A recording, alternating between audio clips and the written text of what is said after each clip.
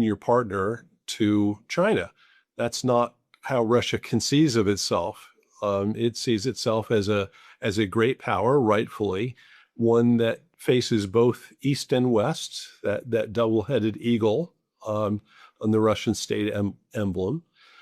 In order to face both East and West and have geopolitical room for maneuver, Russia has to have some kind of relationship with the United States.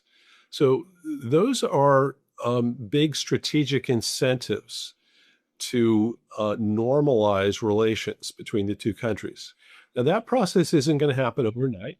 I think there's a lot of room for improvement in the relationship, but there are also lots of impediments to overcome. We have a deep amount of distrust between the countries that will not be repaired very quickly.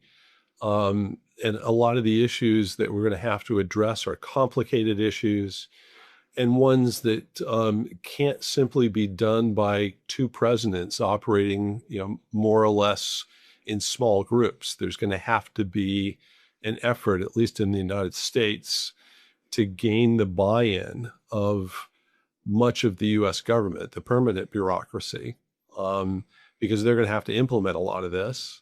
And there's going to have to be some changes in attitude in the United States, some understanding on the part of the American people, Congress, the national media, as to why we're trying to do this, why it's important, why it serves the interests of the United States.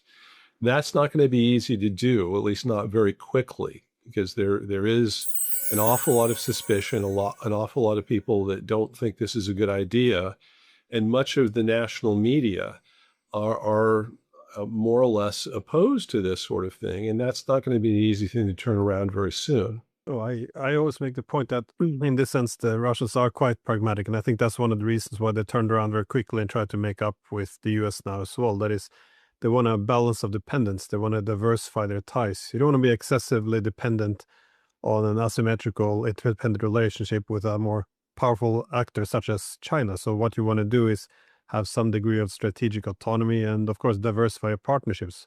But this is a problem when Europe cuts itself off Russia. It's more dependent on China, demanding that the Indians cut themselves off from Russia. Russia becomes more dependent on China.